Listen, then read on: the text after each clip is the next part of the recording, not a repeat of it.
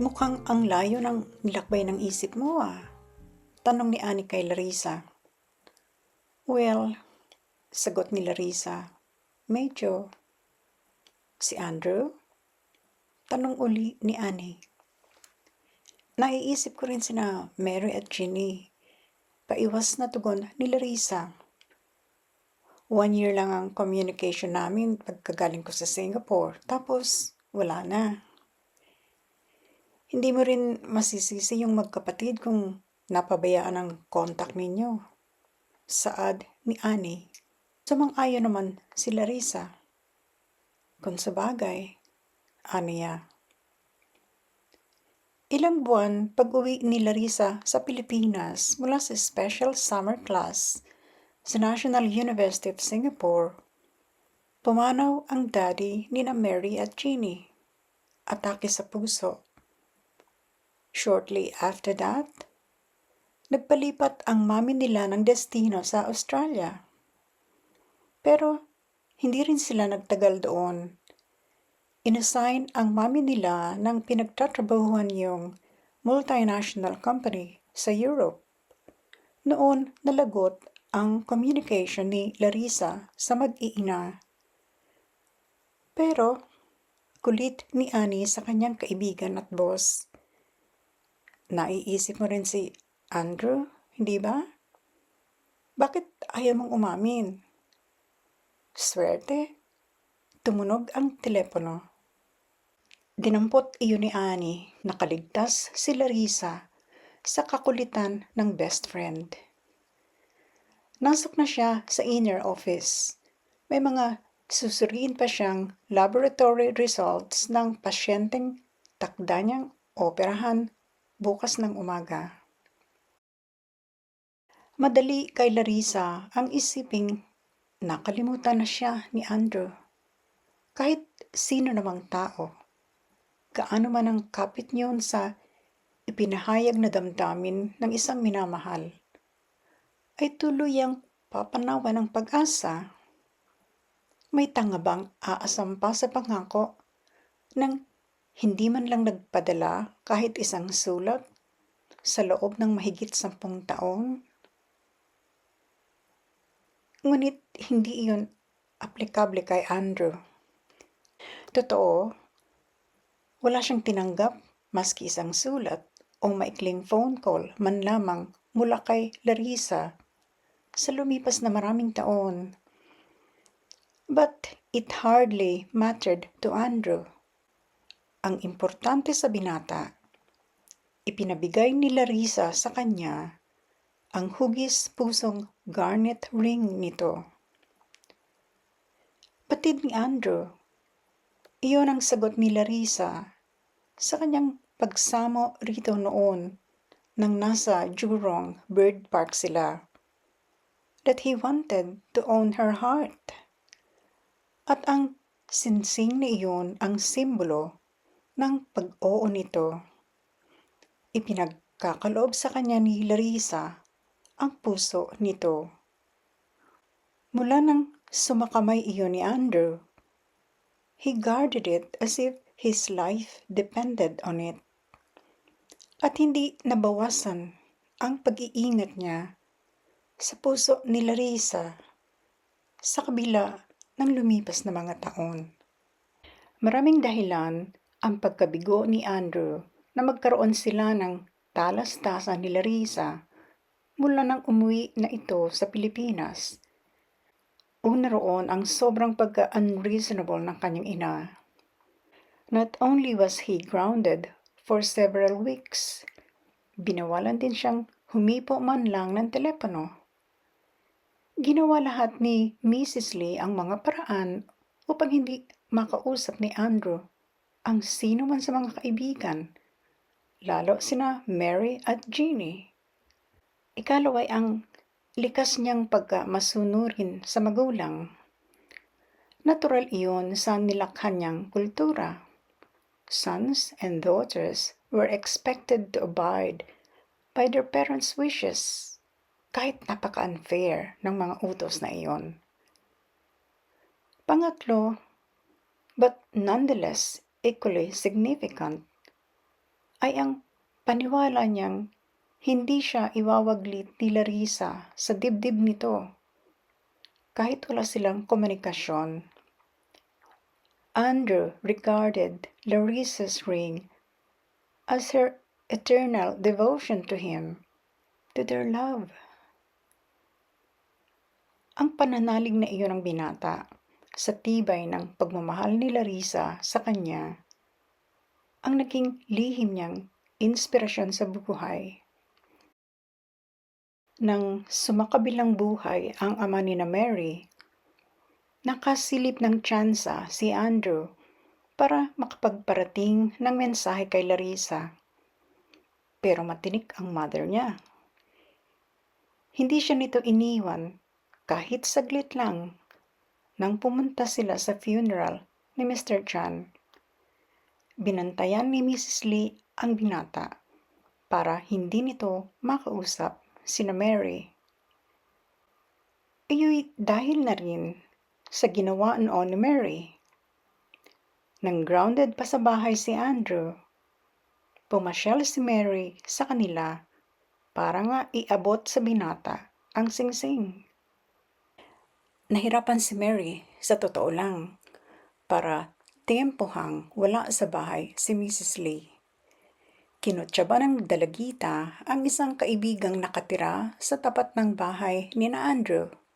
Nang teleponohan si Mary ng kaibigan para ipaalam na umalis si Mrs. Lee, hangos ang dalagita kina Andrew para maiabot ang ipinabigay ni Larissa.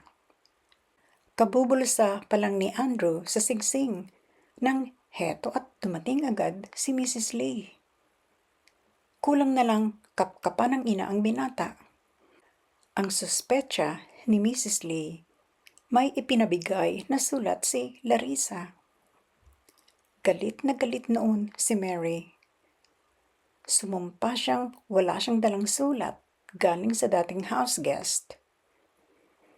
Tiningnan lang siya ng matalim ni Mrs. Lee at mula noon, mas hinigpitan nito ang binata sa pakikipag-usap sa magkapatid na Chan. And so, nang umalis sa Singapore ang mag-iinang Chan, nalagot ang koneksyon ni Andrew kay Larissa. But he did not despair. Alam niyang somehow, in time, muli silang magtatagpo nito para matupad ang kanilang pag-iisang puso. Tinutukan ni Andrew ang pag-aaral ng batas. And during all those years, ni isang babae ay wala siyang pinansin. Why should he? May isang Larissa na nagmamay-ari na sa kanyang puso at pag-ibig. Nasiyahan di kasi ang kanyang mga magulang hanggang sa makatapos siya, makapasa sa required government exam, at maging full-fledged lawyer.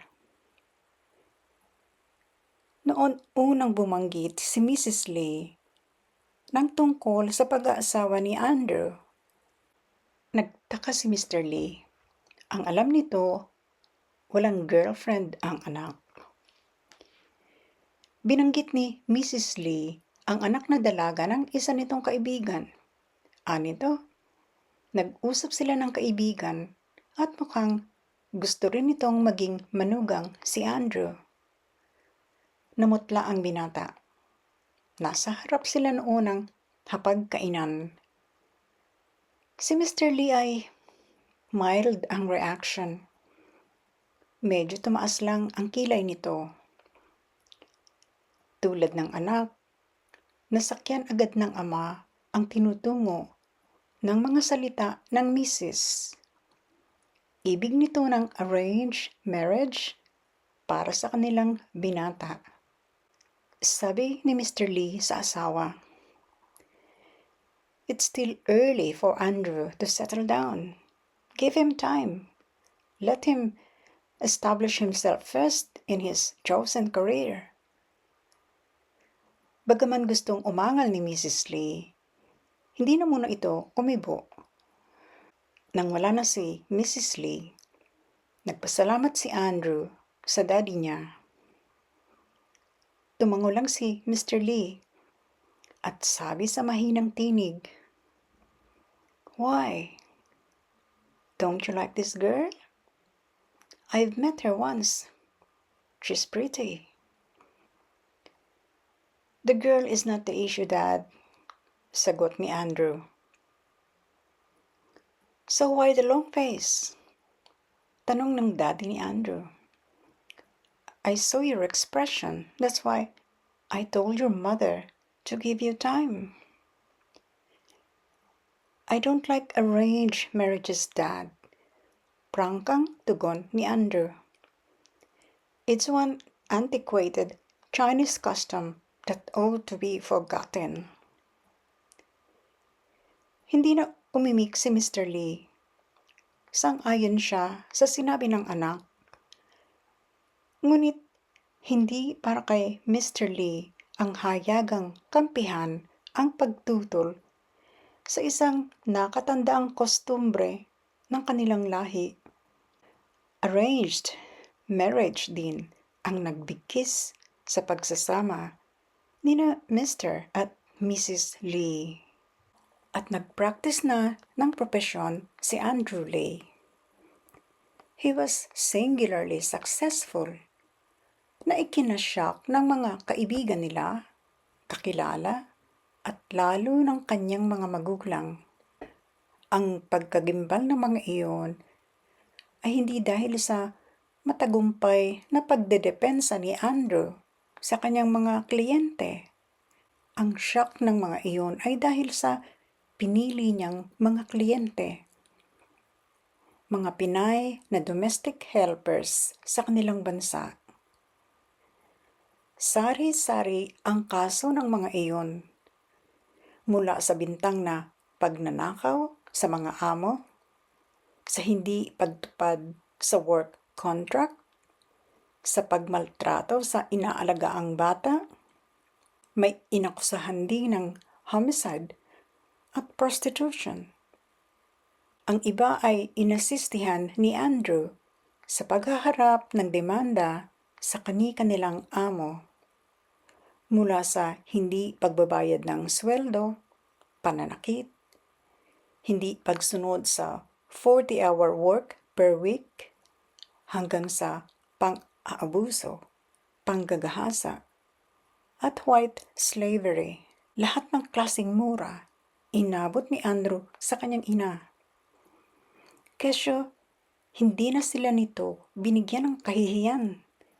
Kesyo, ano ang mapapala niya sa mga Filipino maids na mga ignoramus, mga uring alipin, mga walang kwentang tao? Napatiimbagang si Andrew. He never wanted to answer back. Ayaw niyang mambastos ng magulang.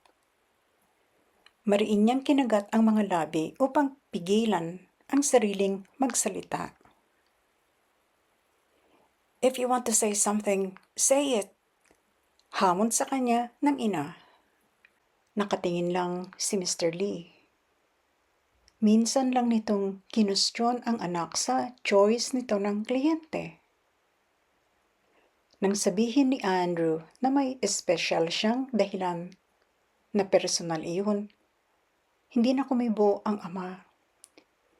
Iginalang nito ang desisyon ng anak.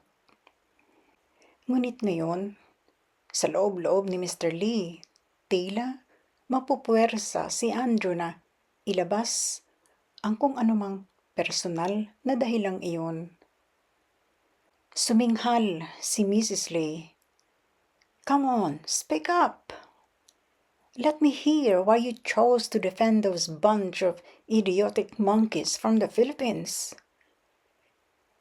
Huminga muna ng malalim si Andrew para pakalmahin ang kanyang tinig. Aniya sa ina, "They are not ignoramuses, nor are they idiots. Most of them have college degrees, but due to lack of job opportunities in the Philippines, they were forced to come here as household helpers. I've heard that line before, singhal ni Mrs. Lee.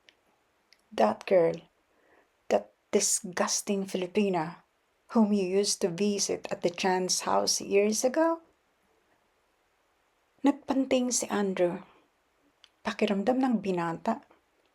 Umakyat ang dugo niya sa kanyang ulo nang ilarawan ng ina si Larissa as disgusting Filipina.